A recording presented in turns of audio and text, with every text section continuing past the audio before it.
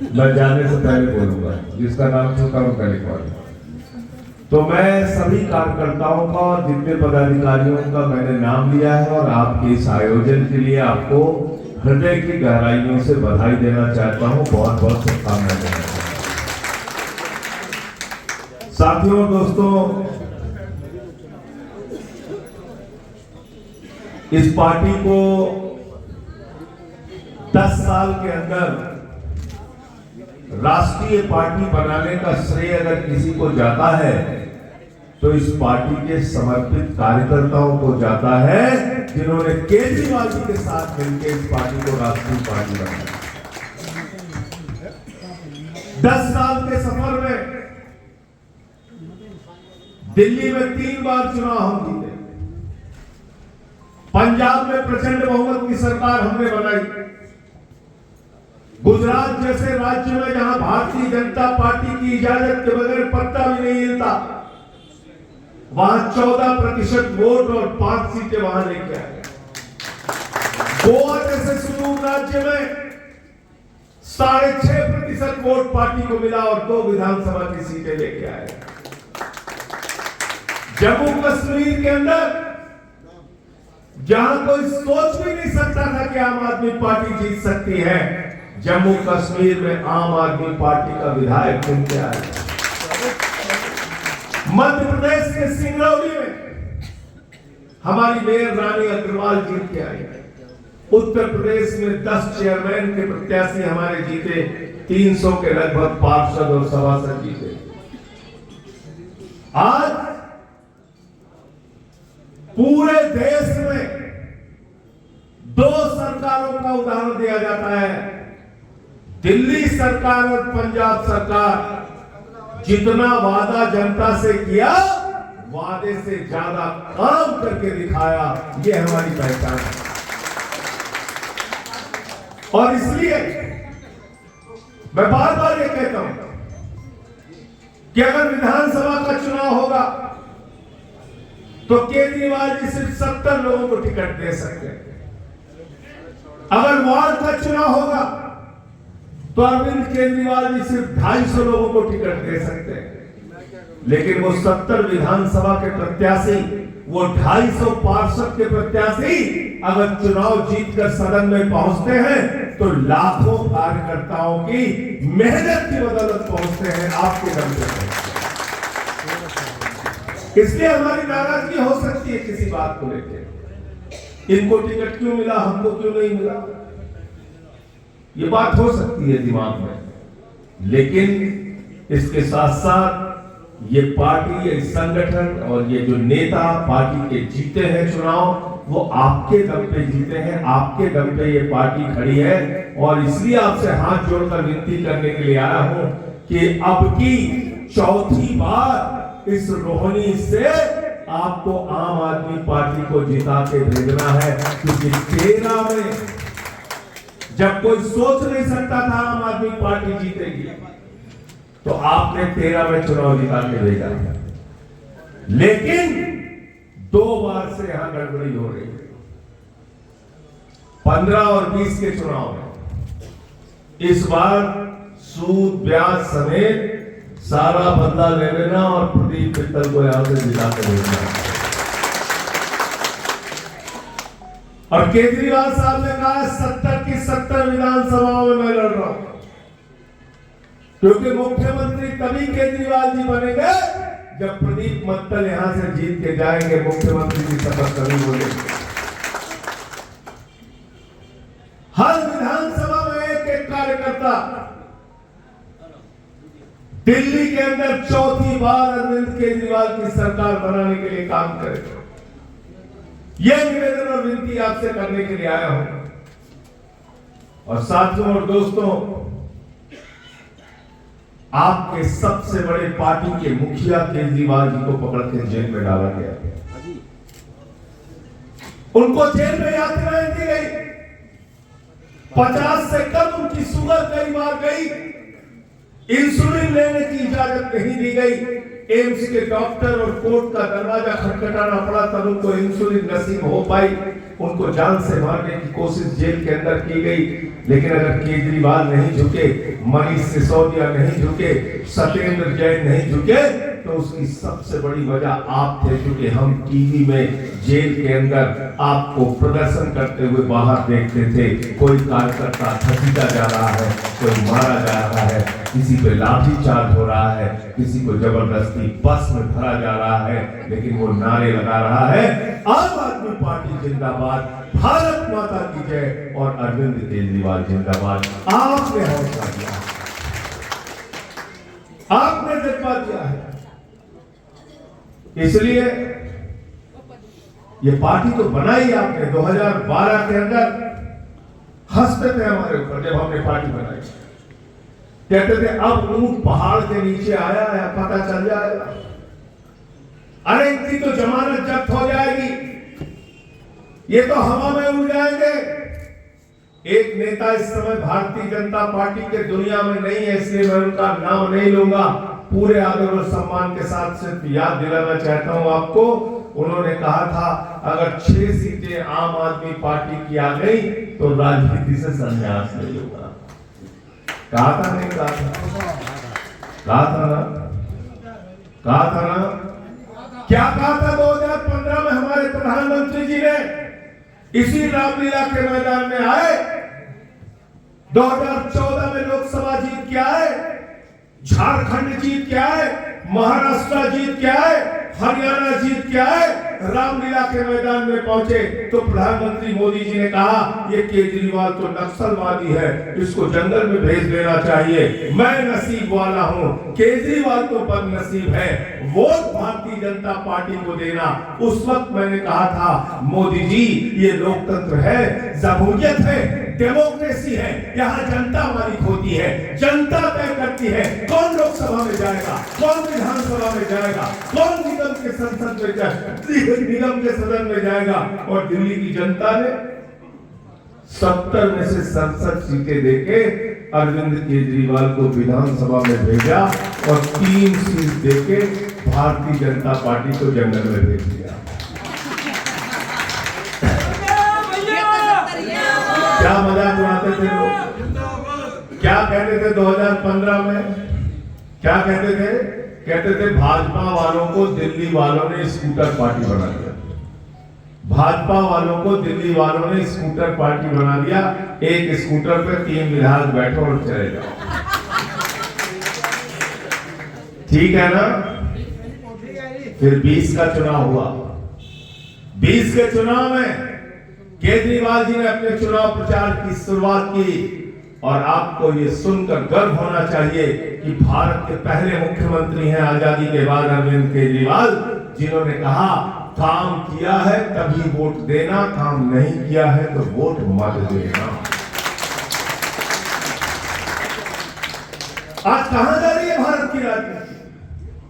जाति के नाम पे वोट मांगते हैं, धर्म के नाम पे वोट मांगते हैं, मंदिर के नाम पे वोट मांगते हैं, मस्जिद के नाम पे वोट मांगते हैं। अरे आम आदमी पार्टी का कार्यकर्ता गर्व से स्कूल के नाम पर वोट मांगता है, बिजली के नाम पे वोट मांगता है, मोहल्ला क्लिनिक के नाम पे वोट मांगता है, फ्री पानी के नाम पे वोट मांगता है, माताओं बहनों की बस की फ्री यात्रा के नाम पे वोट मांगता है, बुजुर्गों की तीर्थ यात्रा के नाम पे वोट मांगता है, और इस बार कहने जा रहा है माताओं बहनों के खाते में 2100 रुपए हर महीने पहुंचेगा।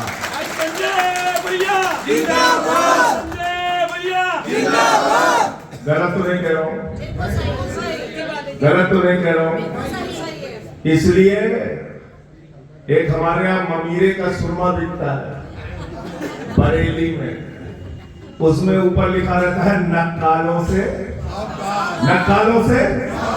तो बीजेपी वाले अभी आएंगे चुनाव में, उनके पास कोई मुद्दा नहीं है, हिंदू मुसलमान करेंगे, मंदिर मस्जिद करेंगे, जैसे ही वो हिंदू मुसलमान करें आपको एक स्वर में कहना है स्कूल अस्पताल, स्कूल अस्पताल, स्कूल अस्पताल, स्कूल अस्पताल। जैसे ही वो हिंदू मुसलमान करें आपको कहना है बिजली पानी, बिजली पानी, बिजली पानी, बिजली पानी। जैसे ही वो हिंदू मुसलमान करें, आपको कहना है महिलाओं के फ्री बस की यात्रा, महिलाओं के फ्री बस की यात्रा, बुजुर्गों की तीर्थ यात्रा, बुजुर्गों की तीर्थ यात्रा। वो नफरत की बात करेंगे, आप अपने बच्चों के भविष्य की बात करना, दिल्ली के भविष्य की बात करना। ये आपसे कहने के लिए आया हूं। रेवड़ी पे चर्चा चल रही है कि नहीं? चल रही है ना?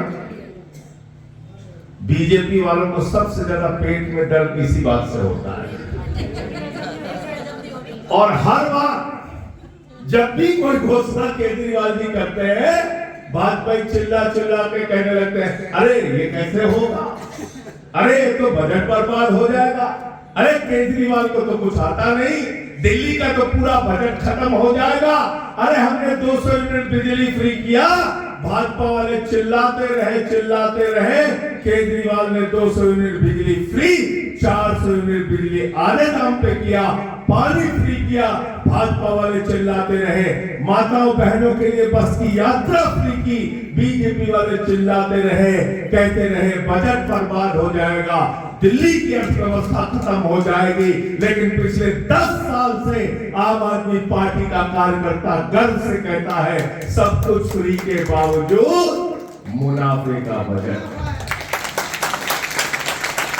दिया नहीं दिया। भाई बाबू बताओ, मुनाफे का बजट है ना, है कि नहीं? ये बताओ बहन जी, बताओ मुनाफे का बजट है ना? तो क्या है हमारे हिंदू धर्म में मान्यता कि अगर आप लोगों की मदद करेंगे तो भगवान भी बरकत कहता है, नहीं कहते? हम लोग मानते हैं कि नहीं हिंदू धर्म में? कहते हैं कि नहीं कहते? अगर आप लोगों की मदद करेंगे तो भगवान भी आपकी बरकत। तो दिल्ली के बजट से केजरीवाल जी लोगों की मदद कर रहे हैं और भगवान दिल्ली के बजट में बरकत कर रहे हैं। आपको मालूम है, अभी लोकसभा में मंत्री जी से एक सांसद ने सवाल पूछा, राज्यसभा में भी सवाल पूछा। उस सवाल का जवाब मेरे पास आया, मैं देख के हैरान हो गया। मंत्री जी से पूछा, देश की जीडीपी का कितना पैसा शिक्षा में खर्च करते हो? मंत्री जी बताओ, मोदी सरकार बताओ, देश की बजट का, जीडीपी का कितना पैसा आप शिक्षा में खर्च करते हो? आपका सिर शर्म से झुक जाएगा जान के। उन्होंने लिख के दिया, मोदी सरकार 21-22 में 0.4%, 22-23 में 0.4%, 24-25 में 0.4%, 0.4% देश के जीडीपी का शिक्षा के ऊपर भारतीय जनता पार्टी खर्च करती है। केजरीवाल के लोगों से पूछा, शिक्षा के ऊपर कितना बजट खर्च करते हो? कार्यकर्ता सीना ठोक के कहता है, बजट का 25% शिक्षा में खर्च करते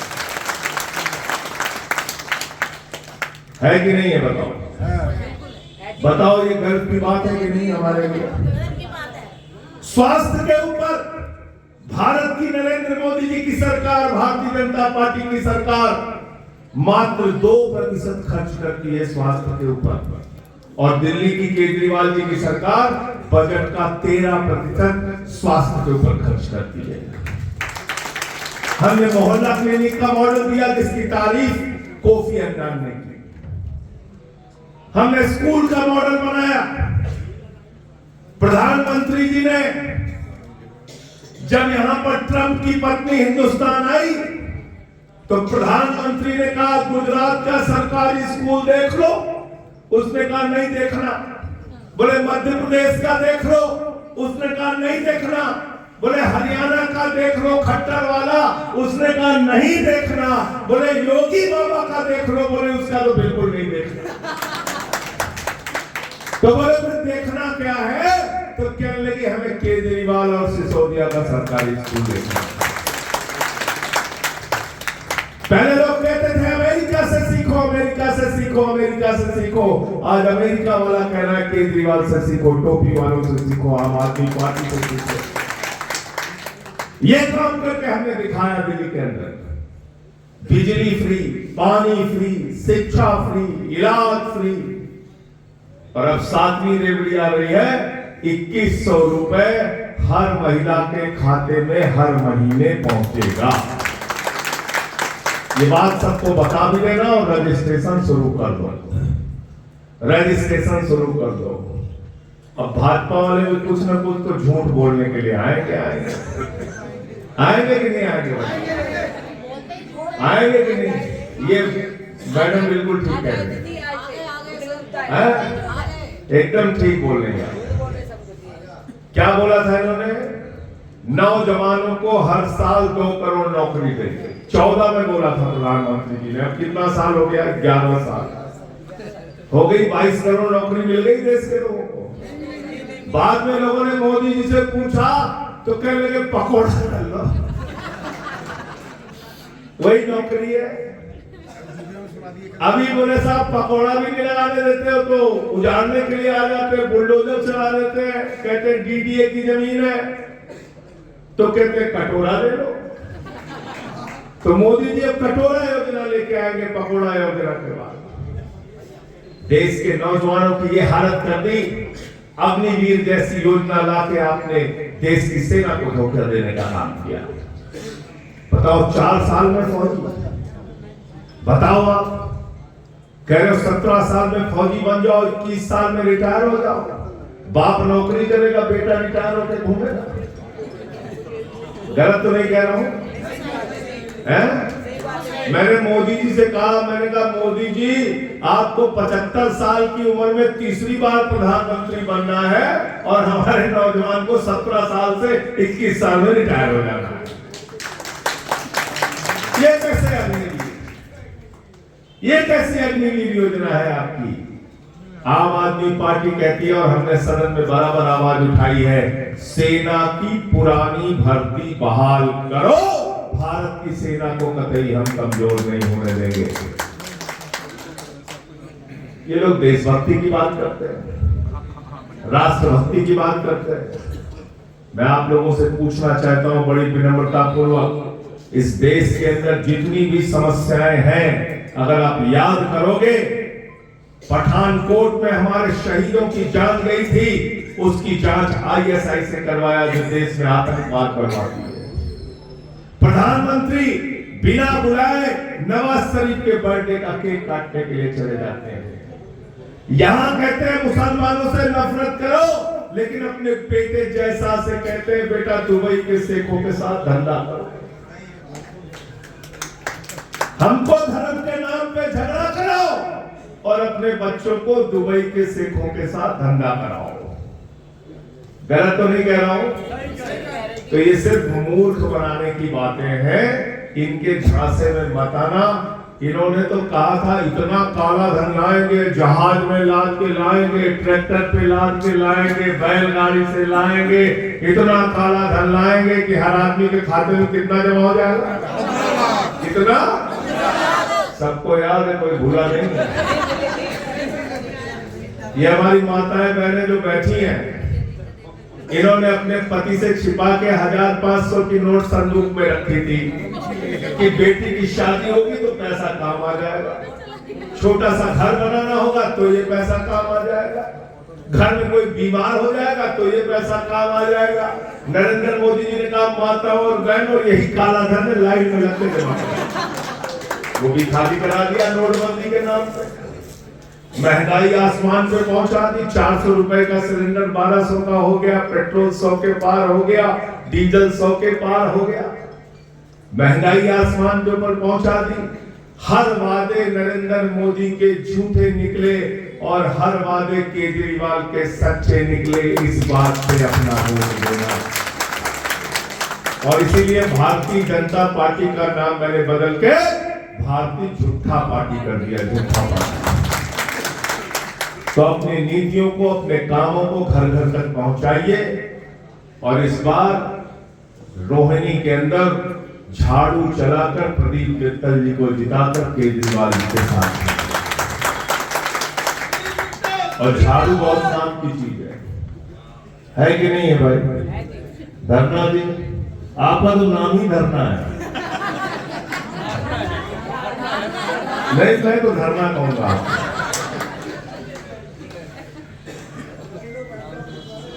तो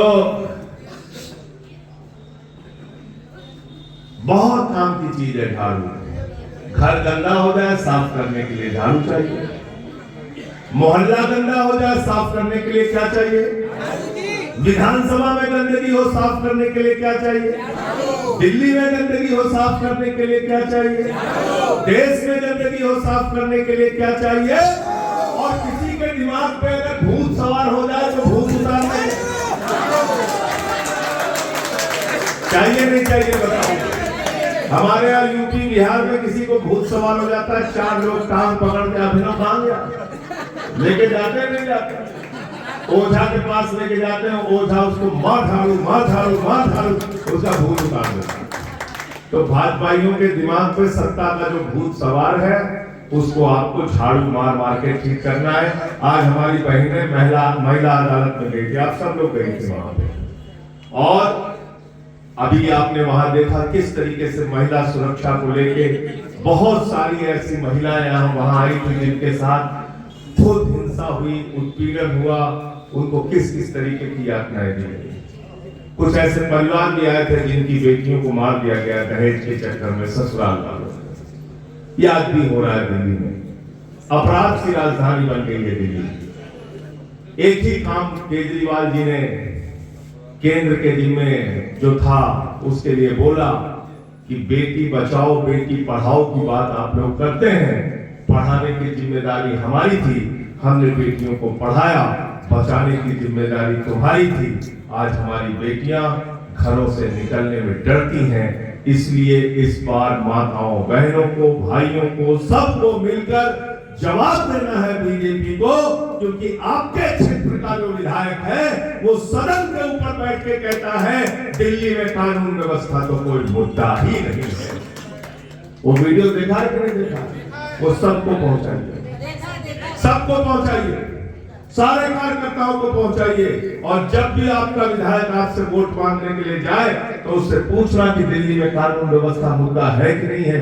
किसी को मार ले रहे हो, किसी को लूट ले रहे हो, किसी के साथ बलात्कार हो रहा है, गैंगरेप हो रहा है, अवैध वसूली हो रही है, व्यापारियों पे गोली चलाया जा रहा है, और आपका विधायक सदन के अंदर जो बीजेपी का नेता भी है वो कहता है कि दिल्ली के अंदर कानून व्यवस्था कोई मुद्दा नहीं है। इससे ज्यादा शर्म की बात क्या हो सकती है? तो मैं इसलिए आप सबसे कहने के लिए आया हूं, मिलकर एकजुट होकर इस बार फिर से चौथी बार आम आदमी पार्टी की सरकार बनानी है, केजरीवाल जी को मुख्यमंत्री बनाना है, भाई प्रदीप मित्तल जी को यहां से जिताना है। बहुत बहुत शुक्रिया।